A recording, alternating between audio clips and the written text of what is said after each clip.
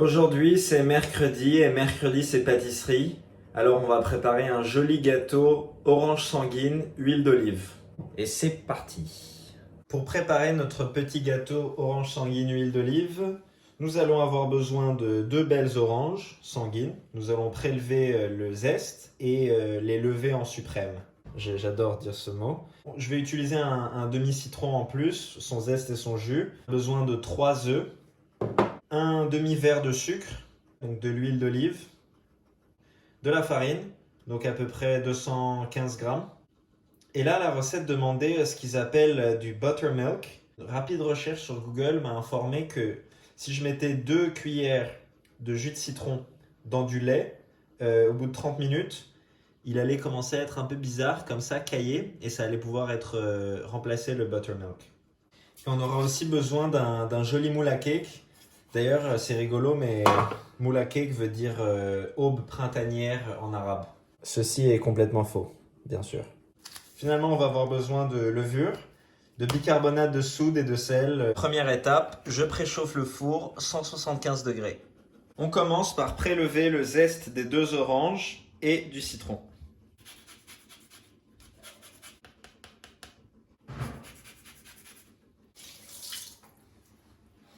Ce joli dégradé de couleur est de bon augure.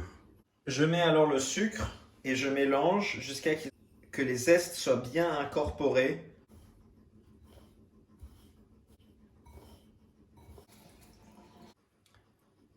Il s'agit maintenant de lever les suprêmes de l'orange. Alors,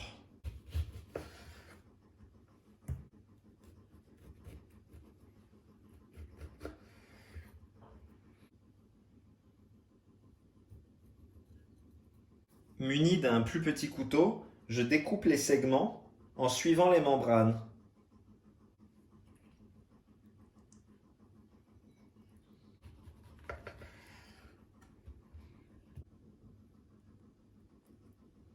Il y a une certaine élégance chez l'orange sanguine qui est très agréable, mais cette recette fonctionne avec des oranges ou des citrons. Le but demeure de cuisiner détente pendant l'apocalypse. Je remplis ce verre avec le jus de mes suprêmes. Je complète avec du jus de citron pour avoir un quart du verre rempli, à peu près. Je rajoute mon mélange de lait jusqu'à que ça arrive à 2 tiers à peu près de ce verre. Voici. Maintenant, je travaille mes suprêmes avec mes mains pour en couper des petits bouts en fait.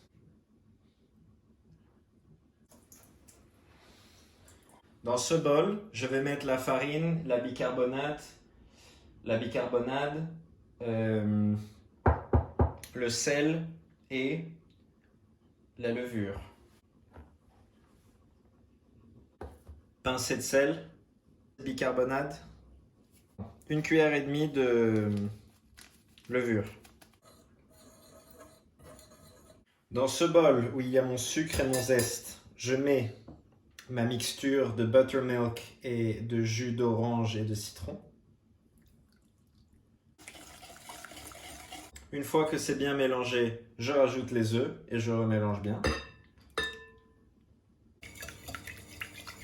Je combine avec mes ingrédients secs. Je change à une spatule. Je mélange doucement en mettant l'huile d'olive petit à petit.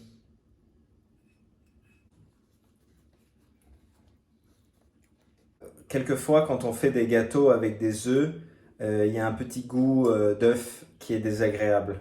Donc souvent dans les recettes, ils demandent de rajouter du concentré, de l'extrait de vanille. Et j'ai pas d'extrait de vanille, mais j'ai vu que c'était possible de rajouter du sirop d'érable.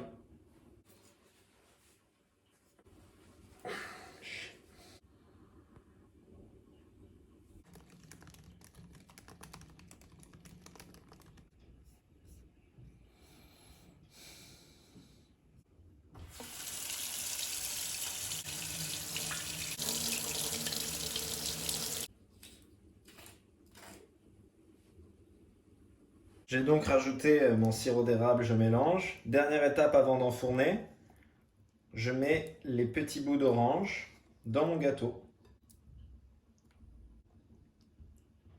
Bien sûr, il est possible de beurrer le moule à cake.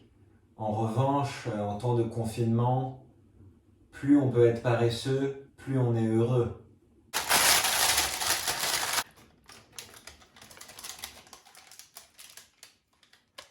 On enfourne pour 1 heure.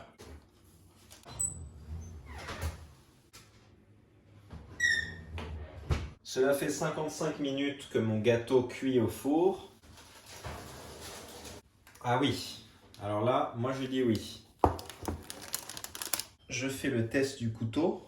Je vois si ça sort net. La pâle lumière du jour se reflète sur mon cake. Je suis comblé. Voici l'intérieur avec des jolis petits morceaux d'orange. Alors, il est comment ce cake?